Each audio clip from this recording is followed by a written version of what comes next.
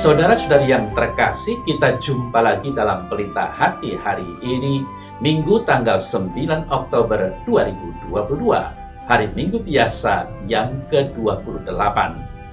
Bersama saya Romo Thomas Suratno, SCI dari Paroki Cilandak, Jakarta Selatan, mendengar dan merenungkan sabda Tuhan, yakni firman Tuhan yang tersurat dalam Injil Lukas, bab atau pasal 17, ayat 11 sampai dengan ayat 19.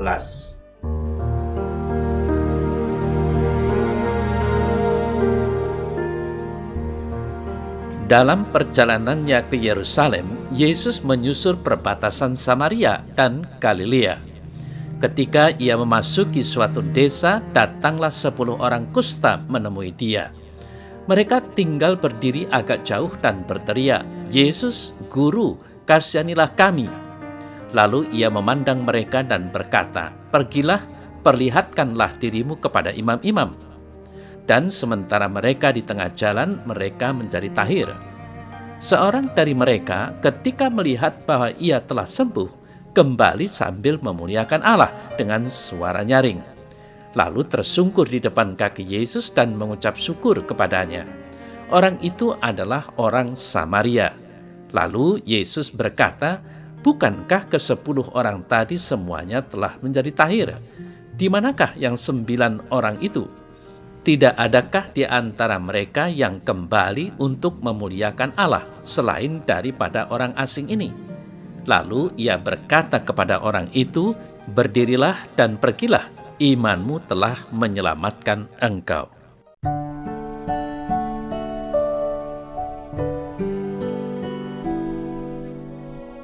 Saudara-saudari yang terkasih, hari ini kita diajak untuk belajar dari seorang kusta yang disembuhkan. Dia, seperti yang kita dengar dalam warta Injil tadi, adalah seorang Samaria yang disembuhkan bersama dengan 9 orang kusta lainnya oleh Tuhan Yesus. Orang kusta tersebut adalah orang asing yang belum mengenal Tuhan dengan benar. Namun dia tahu berterima kasih kepada Tuhan yang menyembuhkan mereka.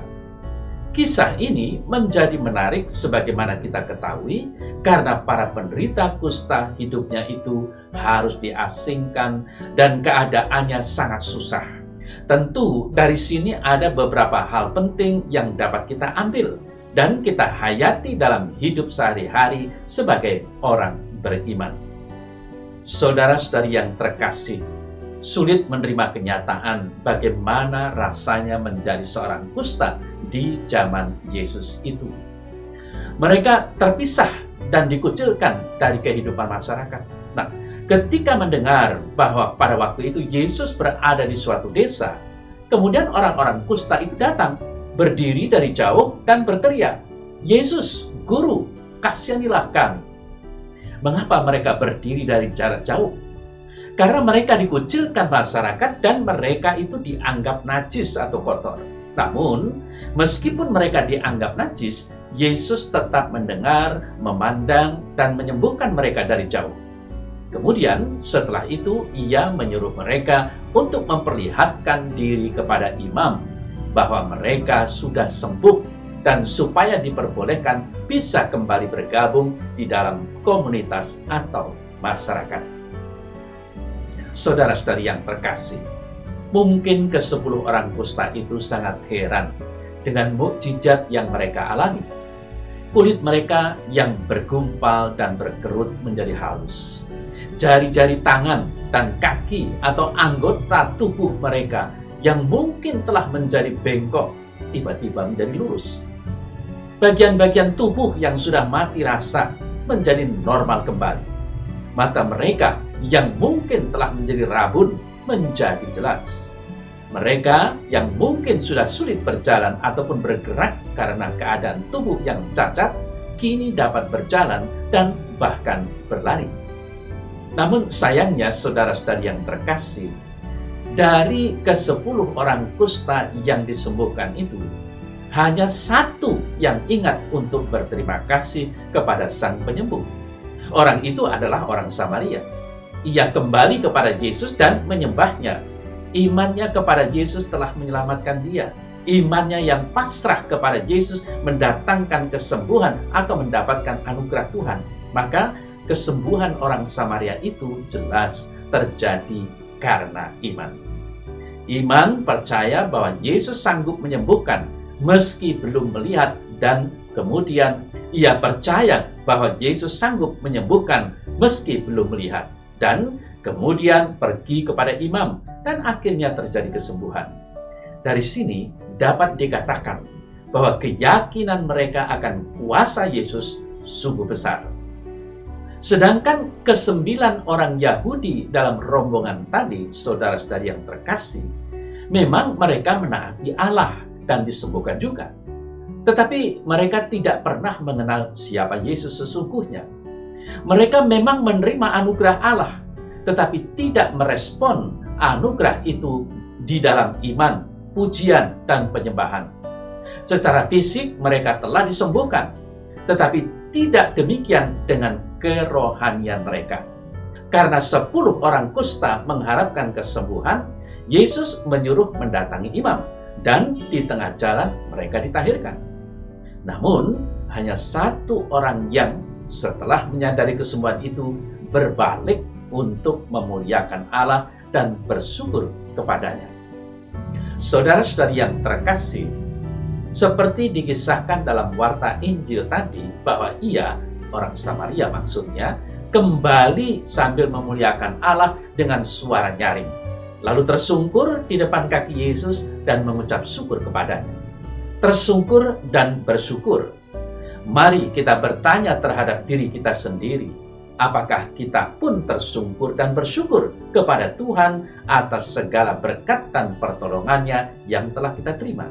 Nah, Santo Agustinus mengatakan, adakah perkataan yang lebih baik yang kita bawa dalam hati kita, yang kita ucapkan dari mulut kita, yang kita tulis dengan pena, daripada perkataan terima kasih Tuhan?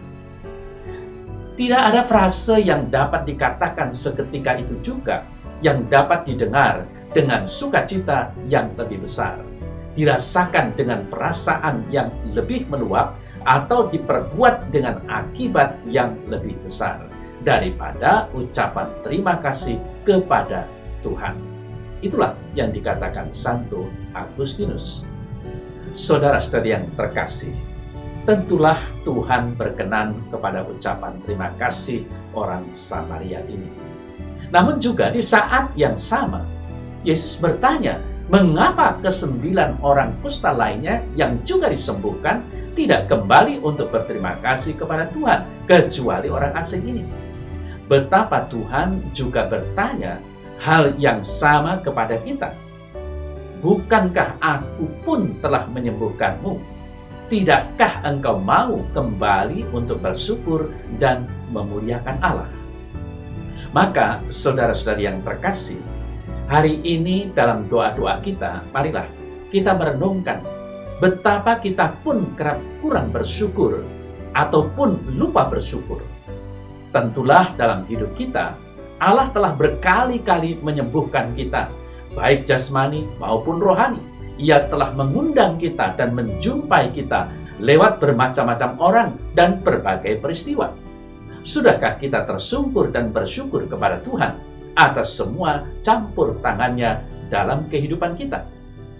Saudara-saudari yang terkasih, hidup kita seharusnya merupakan kesempatan bagi kita untuk terus-menerus bersyukur. Tuhan telah memberikan banyak berkat kepada kita. Dan sekalipun mengalami suatu kebutuhan atau kekurangan, kita tetap harus bersyukur dan tak kehilangan sukacita. Sebab dapat terjadi pengalaman ini mempersiapkan kita untuk suatu kebaikan yang lebih besar. Bukankah orang Samaria itu mengenal Yesus Kristus melalui penyakit kustanya? Lewat penyakit yang mengerikan itu, dan karena ucapan syukur atas kesembuhannya, orang Samaria itu beroleh karunia persahabatan dengan Kristus dan karunia yang tak ternilai, yaitu karunia iman. Berdirilah dan pergilah, imanmu telah menyelamatkan engkau. Saudara-saudari yang terkasih, mari kita bersyukur kepada Tuhan atas segala sesuatu, terutama karena kita telah mengenal Kristus dan menerima karunia iman. Kasih dan penyertaan Tuhan tidak putus-putusnya kita terima dalam kehidupan ini. Firman Tuhan hari ini mengingatkan kita agar jangan kita melewatkan hari tanpa bersyukur kepada Tuhan. Sebab kata Santo Bernardus, ia yang tidak berterima kasih untuk berkat yang diterimanya hari ini, mungkin juga telah tidak berterima kasih untuk berkat yang diterimanya di waktu yang lalu.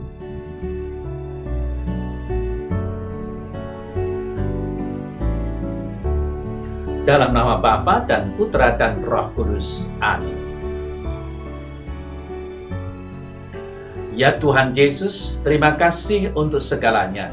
Terima kasih untuk berkat-berkat-Mu, untuk setiap kejadian yang kami alami dan orang-orang yang kami jumpai hari ini. Terima kasih atas niat-niat baik, kasih, dan dorongan Roh Kudus yang Engkau tanamkan dalam hati kami. Engkaulah segalanya bagi kami. Ya Tuhan, terimalah ucapan syukur kami ini. Amin. Semoga Allah yang Maha Kuasa memberkati saudara sekalian, Bapa dan Putra dan Roh Kudus. Amin.